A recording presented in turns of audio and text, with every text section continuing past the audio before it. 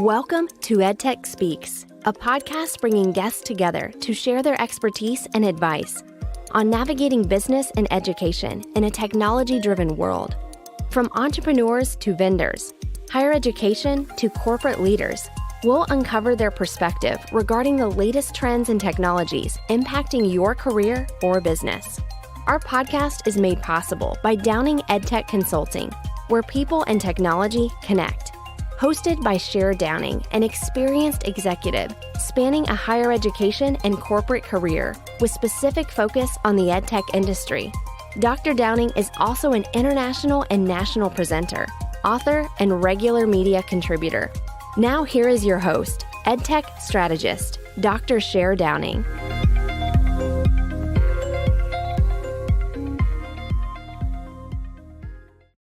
Welcome to EdTech Speaks, a podcast where we bring guests to share their expertise and advice on navigating business, education in a technology-driven world. Our goal is to provide you with options for products, services, and knowledge that can help benefit your business. I'm Cher Downing, your host, and I want to introduce today's guest, Jeff Snyder, who is an autism and disability self-advocate. Hi, Jeff. Welcome. Thank you for having me. How are you doing? Doing great. Thanks for joining us today. I'm really excited to have you on the podcast, and we're going to talk through some really interesting work that you do as a self-advocate, and also a little bit about how we can help navigate the world as we work with people with autism and disabilities. So first off, let's have you tell us a little bit about yourself. Well, again, my name is Jeff Snyder. I am 31 years old. I am from Seekonk, Massachusetts, near Providence, Rhode Island. And I am an autism and disability self-advocate, specializing in education, employment, and neurodiversity. A little bit about myself. I was first diagnosed with autism at 21 months old. Upon my graduation from my town's high school in 2007, I was the first student with autism in my town school district to have completed pre-K through grade 12 without coming from different schools. I've moved into my own apartment in 2015 at age 25. And as a disabilities and autism self-advocate, my goal is to share my experiences with others and just to let them know that they're not alone and that they can rely on someone like myself to help them or their loved ones navigate through life with either autism or other disabilities.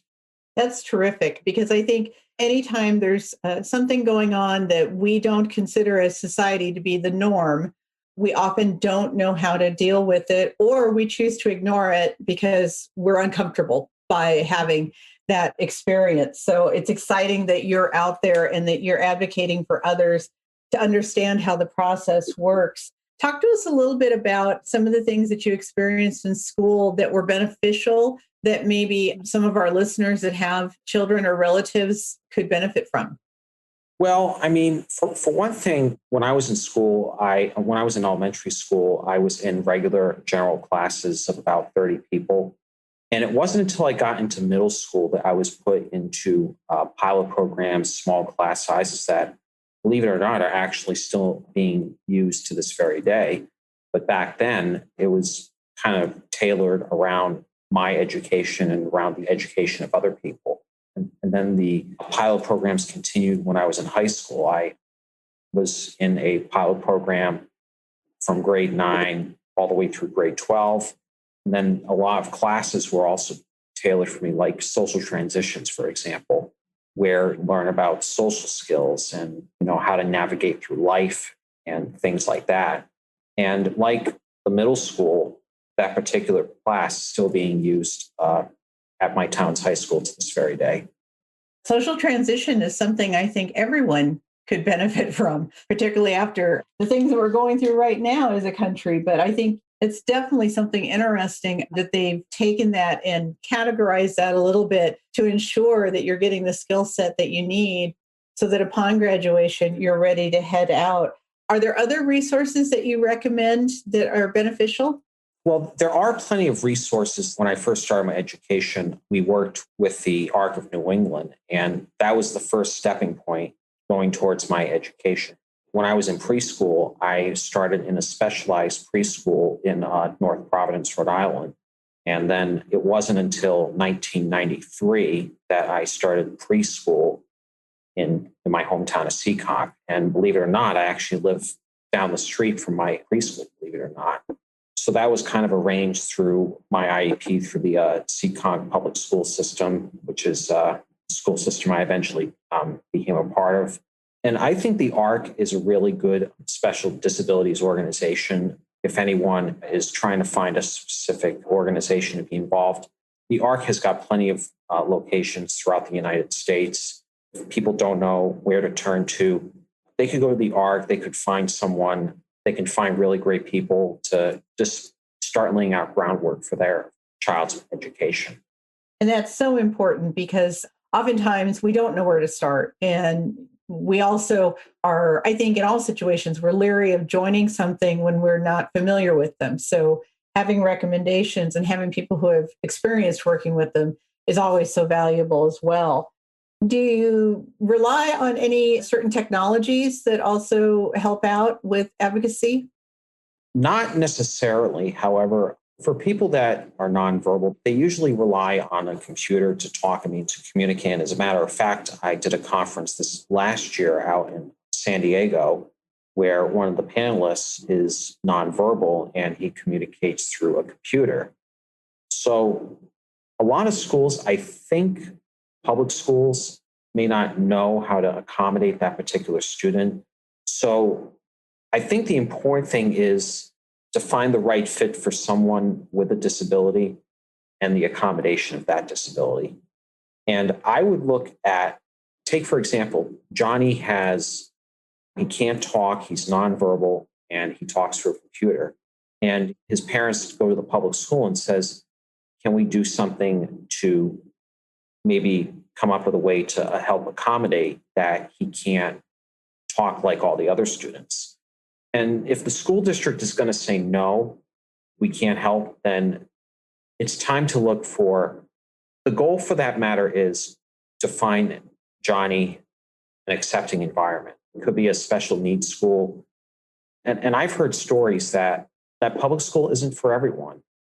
And again, it's just a matter, if public school is not going to be the right fit, then a special needs school would work as well. And a lot of the schools that I've researched, particularly some of the schools in Florida, they focus on certain areas, not just generalized education, but getting a job and dealing with the public. Those kind of vocational activities that I think parents and guardians can benefit more than any public school can teach. I'm a rare exception when it comes to that. And I think that's valuable information for our listeners because depending upon your school district, even for general education, you really need to look and see what kind of funding do they have? How much differentiation is there in what they bring to the classroom, even for students that are not classified under any particular disability or situation. But we all know that there are schools that have plenty of funding, computers for every student. And then we have schools where there's a couple computers in the library and everyone has to share. There's a limitation on what's available. There's a limitation on activities, all of those things. So it's always important to discover what a school has and are they equipped to deal with any child, but especially important in this instance where they really are going to get not just the service, but the interest in the student so that the student is really acknowledged and is nurtured, not just processed because it's what they need to do. Yes. And do you have social media accounts that you put information on also, Jeff? Yes, actually. I run a group on Facebook and I have a page on Facebook. My group is called Jeff Snyder Disabilities Self-Advocacy, and my page is called Jeff Snyder Disability Self-Advocate. In addition, I am also on LinkedIn. I'm also on Instagram. I have a couple videos on YouTube. And just recently, I restarted my Twitter account. So if anyone is ever interested, they can find me on any of those websites. Okay, terrific. And we will list all of those when we publish the podcast. So folks be on the lookout for that. So tell me a little bit about what you're doing now in terms of self-advocacy. Are you working with any individuals or are you going out and doing presentations or what's next on your agenda? Well, right now I take part in a weekly video series called Ask an Autistic. Hmm. And that is 8 o'clock every Tuesday night. And it's hosted by Jessica Leichwise of Hope Education Services based in New Jersey. And we answer questions from parents about a certain topic, whether it be education, whether it be getting a job, whether it could be toilet training, various things like that. And we've actually also, we all contributed to a book that is currently on Amazon.com called This is Autism. It is by Jessica Leichwise and Aidan Allman Cooper. And it is currently on Amazon for $20. So if anyone is ever interested, they can go on Amazon and get themselves a copy. And then in regards to my presentations, I've been working on various presentations that I am trying to get out there and to various organizations. Unfortunately, with the pandemic, it's been kind of impossible to do them in person. That is my goal, is to do them in person. However, doing them virtually is the next best thing at this point. And as a matter of fact, I am doing a Disney Characters with Autism presentation on Saturday, November 7th for the Autism Society of Northern Virginia. And then on January 17th, I am doing a presentation on school safety drills and autism for the CARD organization, since they're holding a virtual conference in Florida in mid-January of next year. Wow. So definitely the pandemic hasn't slowed you down, just alternated as it has with everyone, the directions that you're going and doing. What's your long-term goals and what you'd like to do and how you'd like to see all of this grow and move forward? Well, the main goal for me is to just share my story with people, go to organizations and just talk about what it's like to live on the spectrum, how I went through school, how I went through getting a job, because there's a lot of families out there, special needs families, that really don't know who to turn to. And a lot of parents may be scared because a child's doctor says your child has autism. He or she may even be lucky to get a job, have friends, do this, do that. And there's a lot of self-advocates out there like myself who have defied those expectations. I mean, that was what the doctors told my family when I was first diagnosed. And it took a little while, but here I am. I have my own apartment. I travel across the country. I travel all over the country. And eventually my goal is to possibly expand this globally, because I also have a small following in the United Kingdom. And I also have a small following in Canada and Australia as well. And I think that's definitely something that is a very realistic goal in terms of global expansion, because we are becoming smaller as a globe. And I think we are more than ever reaching out to find resources and to find people to support us. And the pandemic has even made that even more so. We don't even have the opportunity to travel somewhere else and see how someone else provides something. Now we really have to rely on that connectivity. So I think having that opportunity for parents to speak with you and to hear and to see how well you've done not only lets them understand the process, but it also gives them hope, which is so valuable for all of us. We all want to live our best life, and we all want children to live their best life. And so taking the mystery out of it and recognizing what will be some of the challenges, but the ability to move forward and still do things is really exciting. Are there any situations where you say you see the worst amount of difficulty for children when they work through processes? Well, I think for one thing that I think a lot of kids with special needs tend to struggle with in schools is types of school safety drills. One thing that I really struggled with was fire drills. And for one thing, the alarms were very loud, as they're supposed to be. And I have sensory processing disorder, which is part and parcel of my autism diagnosis. And it was included in my IEP that I would be taken out of the building before they would pull the fire alarm. And A, it gave me a chance to know the fire department on a personal level. And B, it reduced the levels of anxiety. And a lot of schools will accommodate that children be taken out, students with disabilities be taken out of the building because of sensory issues and stuff. However, there's also the matter of what happens if there's a real fire. What if they don't know what to do? Mhm. I mean, it's a bit of a fine line, but you really have to consider both understanding what the drill is like and also the child's well being. What I would recommend to anyone who's listening is if the child has to be taken out of the building before the fire alarm gets pulled, they can see how people evacuate the building. That's one way to look at it. Mhm. And then they can get an understanding. And another thing that might be helpful for students is to know when there's going to be a drill. Take for me, for example, I like to have things predictable. I like to know when things are going to happen. Unfortunately, it doesn't work that way.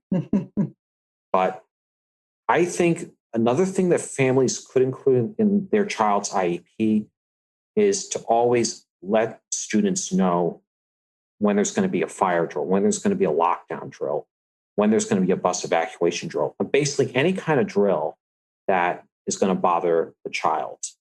With all the violence that's been going on in our world, it may be even more sensitive, and it can be very difficult. But I think, again, with all the drills that I mentioned, there needs to be a common ground with both school and the student in question. That's a really valuable point that I've not thought of until right now. I grew up in the Midwest. And so in the Midwest, you have tornado drills on a regular basis. And I can remember, and I've talked with people about it over the years who didn't know what that was because they never grew up anywhere where there was a tornado. But I can remember someone moved in to our community from out of state. It was really quite a shock to them the first time we had a tornado drill because they had no clue what it was. Recently, I lived on the East Coast and was right near the hurricane areas. So again, lots of alarms going off on my television that the first time really startled me because I wasn't aware they did that for hurricanes. Obviously, once you're there and you get used to it. So thinking through those couple situations, you're absolutely right. Had I known, it would have at least prepared me. And so I can only imagine as a child having that sensory issue, it would be even more important. And I think it also, as you said, with the unfortunate situation we live in right now as a world, it would let them know that this is okay. This is just something temporary and we're going to move on. And that's probably true for every child that's in that class, as opposed to all the things we see and hear on the news. It's amazing. What are the types of things that you see for these kids when they're working through things in a social setting? Are there ways that they can introduce social situations? I mean, obviously, it depends upon the child and their levels, but what are some suggestions you have for parents as they're trying to help their kids out with that? Well, one thing that I will mention is that you cannot be forceful when it comes to social situations. For one thing, a lot of families are very stuck in certain ways, particularly traditions, family gatherings, and the child with special needs may not fully understand or they don't want to be a part of that social situation. Mhm. But I think what families need to understand is that not everyone is going to like being involved in social situations. I mean, there's a matter of like, you could have 30 people over at your house and it may be overwhelming for the child. But I think the important thing is to provide an alternate setting. I'm going to take, for example, school assemblies, because with school assemblies, you're in a large space with a lot of people, and it's noisy and it can be very tense. And I got to tell you, and this is something that I've kind of kept private to myself, but I was never a big fan of school assemblies and large gatherings because every time I had to go to an assembly or on a couple field trips, I would always get migraines because there's a lot of tension and you're trying to mask the fact that you don't like these drills. But I think the important thing is to speak up. If the child is struggling with being in a large setting, they need to speak up. And some people may argue that large gatherings are good social opportunities. But if you're going to do something social, keep it small. Maybe have it be like 5 or 6 people. Actually, the one good thing about social distancing is it's actually easier for people that don't like being in large gatherings. They may take advantage of doing limits of 15 people or 10 people. It's easier for them. Right. That's the one good thing I like about the social distancing is for children who struggle with being in social settings, it's a good starting point for social interaction. And again, for school assemblies, if the child is going to be overwhelmed by the school assembly, it's important for the school to provide an alternative setting, like the library or the main office or another classroom.